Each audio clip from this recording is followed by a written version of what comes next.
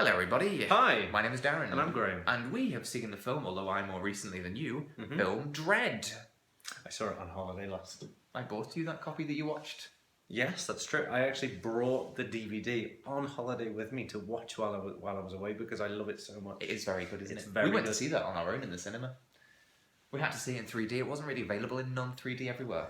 It was distracting. As good as I mean, 3D is just rubbish, but as good as that film is, and it's kind of, it looks like it was filmed with the intent of being 3D because you've got like, what?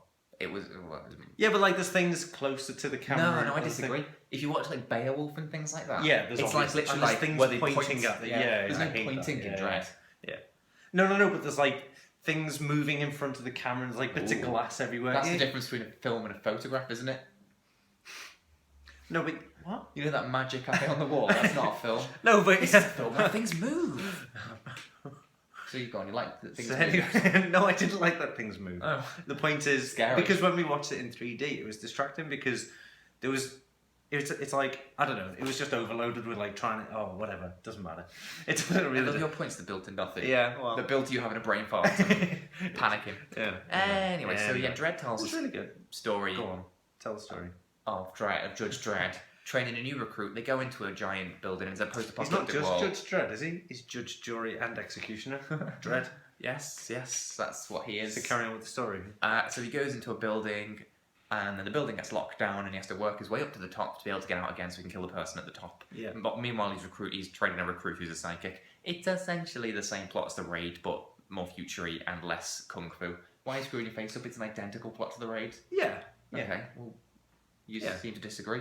I just think they're both very different on their own merits, but have the same core, I suppose. No, they've got an identical plot, but they're totally different. The way I compared them in my blog, which you should all go read, is that you know that bit in Casino Royale where Bond is chasing the French guy at the beginning, the parkour guy, and there's the bit where there's like a little window, and the French guy jumps through the tiny window, and then Like Bond District plows through 13. the wall.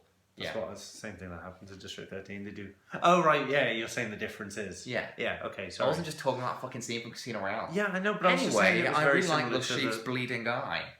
So anyway, in terms of the difference between the Raid and Dredd, the Raid is the French guy who jumps through the window. Dredd is Bond who just plows through the wall. Yeah. You know, that's the sort of difference between them, I suppose. Yeah. But the escalation is the same, isn't it? Everything just.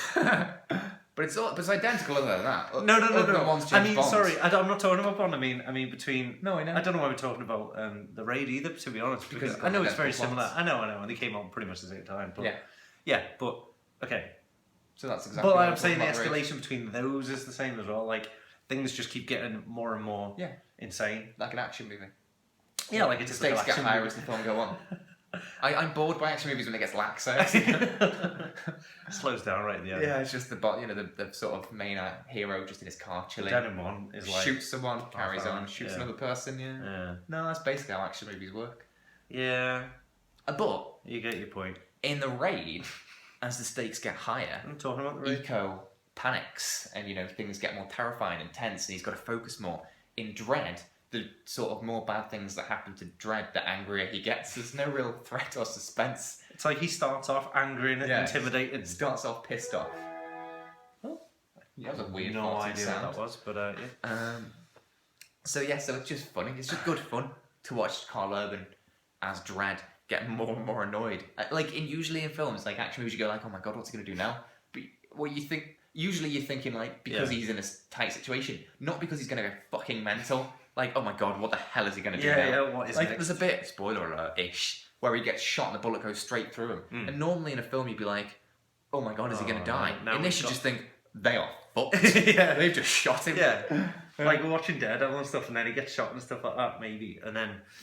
No, I'm just like spoiler, non-spoilery. He might get probably shot. definitely But the does. point is, it takes him down a bit. Like it's now he's at a disadvantage because he's Yeah. got a bit of a weakness. They could exploit that and stuff like that. But no, not Carl Urban. Not with Dredd. Yeah. Yeah, and Carl Urban is amazing as Dredd. Matter. Certainly better than Stallone. I loved him in The Chronicles of Riddick. Yeah, well, you're a fucking idiot. I loved him in Lord of the Rings and Star Trek. Yeah, he's good in Lord of the Rings. And Star Trek. He's brilliant in Star long Trek. hair. As Bones. Yeah, as Bones. Yeah. But he was better in Dredd.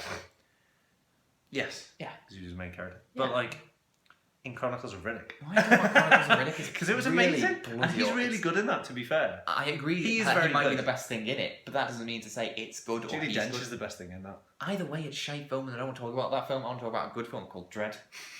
So, Lena Headey's good. That's the baddie Yeah, mama. she is. She's always good. No, it's not always good. She's 300. Oh right, that. Wait, what? What? Which character is she in Dredd? The- She's not Mama. Yes, she is. Is she? Yeah. See, I always get her confused in this film Go on. with the So other when one. you said Lena Headey's always good, who were you thinking of? The other one, the one from like Cloverfield, and she's in Mean Girls, and she's in The fuck? She's nothing like her. She I don't was know her in name, but I know the who you Christmas mean. one, The Night Before. Yeah, yeah. Joseph Gordon-Levitt's girlfriend in The Night Before. Yeah. His girlfriend, yeah. If people know from that, yeah. Yeah. So what, you thought she was Mama? Yeah.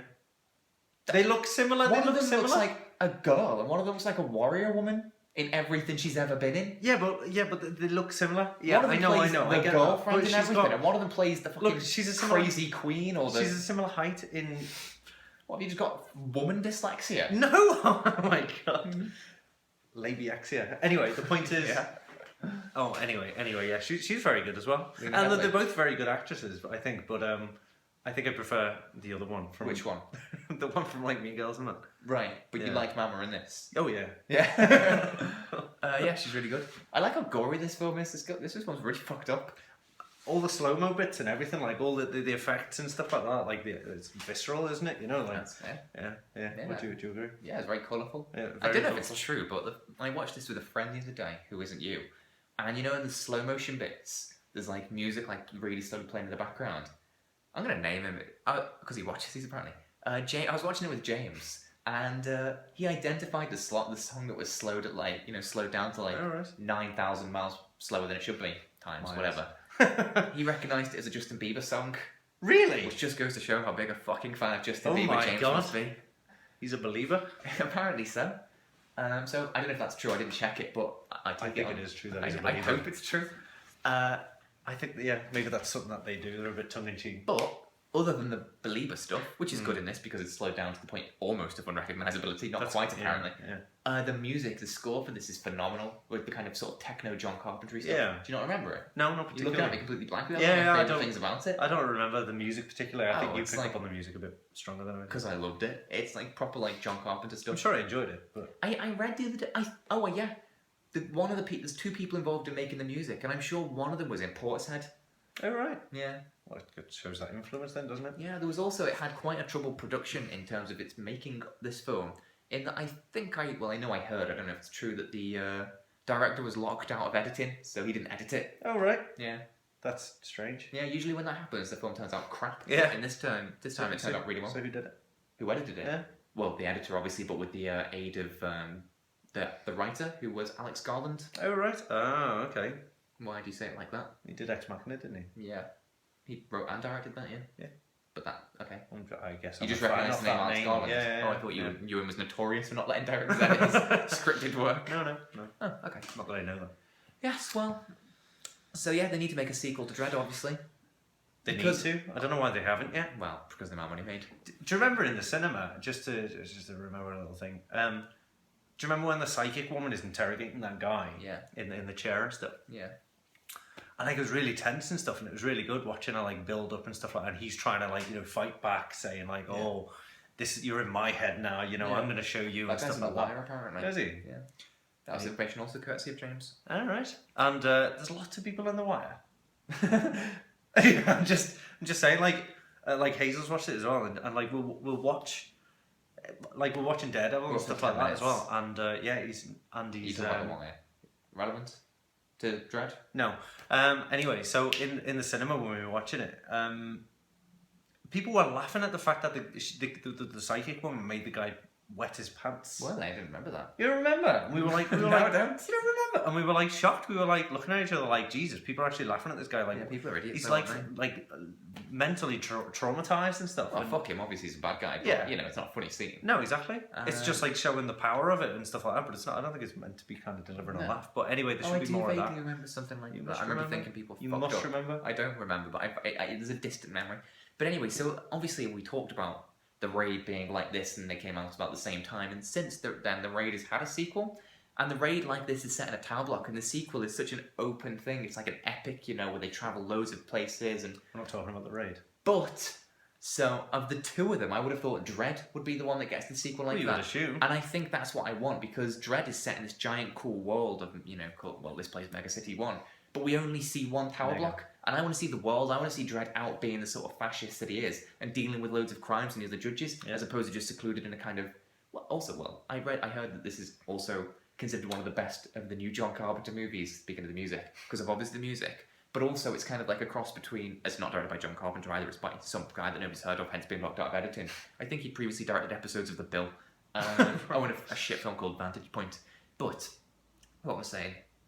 Oh yes, John Carpenter. It's a bit like obviously the music of John Carpenter, and it's kind of got an escape from New York feel because, you know, it's the same deal. Yeah. And a bit Assault on Precinct 13, and Dredd is kind of like, you know, if this was the 80s, should have been played by Kurt Russell. Yeah. Anyway, so that's really all I have to say. They should make a sequel. But it'd be like the other one. What's it called? The earlier Judge Dredd with Sly Stallone, yeah, because if it had Kurt Russell and it was set back, if it was made back in the day, then Not necessarily. you'd see his face. Made by John Carpenter, I'd say. But a lot of people were happy that he kept the helmet on. rightly so. But if it was Kurt Russell, I think they'd show his face, obviously, because of money and stuff like that. You know, hence why Stallone was. Well, I don't know. They wanted his face on the I don't think posters Kurt and Russell stuff, you know. back in the 80s had the sort of. Didn't have the ego, probably. I don't know if Stallone has an ego. I keep hearing nice things about him, but you know. Anyway. Good nothing. No, the opposite. Bye, everyone. Say bye. Bye.